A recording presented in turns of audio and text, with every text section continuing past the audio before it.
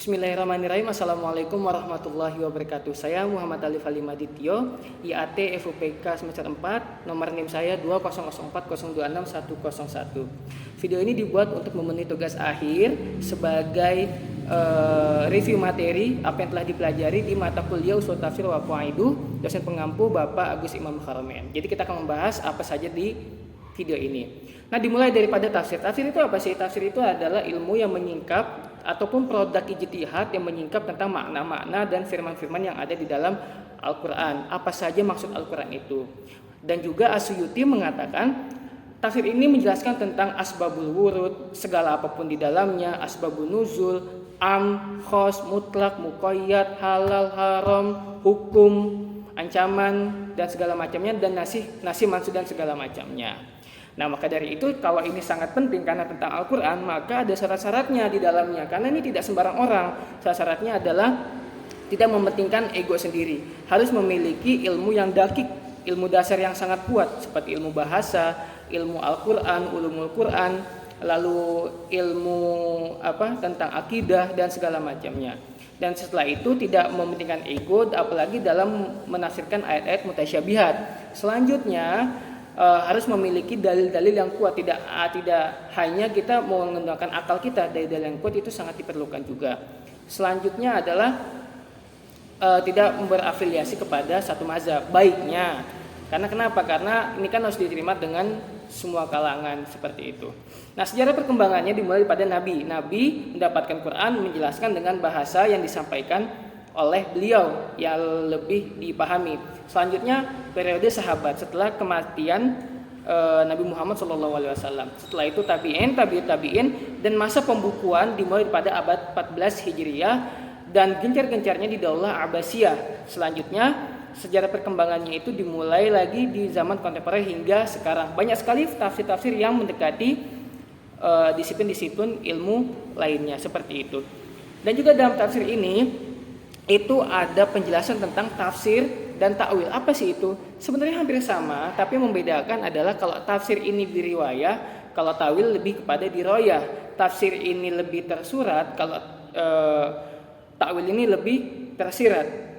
Maka Profesor Quresyab itu mengatakan bahwa kalau ta'wil ini itu lebih banyak untuk menyingkap dengan berbagai macam perenungan, tafakuran, karena menyingkap tabir-tabir yang harus dipahami lebih lanjut dan lebih dakik, apalagi di ayat-ayat mutasyabihat.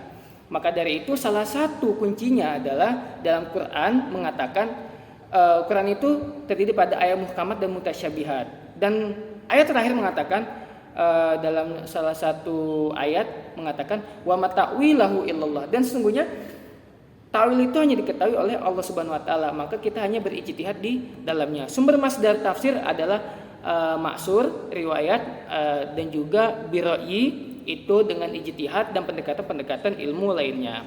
Nah, metodenya apa aja? Ada metode tahlili, ijmali, muqaran, dan maudu'i. Tahlili ini secara semuanya menjelaskan kandungan-kandungan ayatnya, kosakatanya. Ijmali ini global gitu kan, semuanya tidak secara khusus tapi umum. Muqaran ini itu secara perbandingan ayat dengan ayat lainnya gitu kan, dengan juga perbandingan yang serupa tapi tidak sama. Maudu ini tema tentang puasa atau tema tentang ini, kita ambil ayat-ayatnya seperti itu.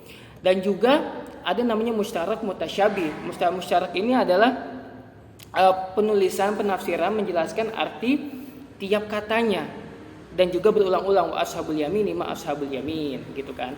Kalau mutasyabih ini sama tapi di ayat yang berbeda. Aidza fitna wa kunna turaba wa izaman inna lama ba'usun wa idza mitna wa kunna turaban wa izaman inna lamadinun. Itu kan sama tapi berbeda.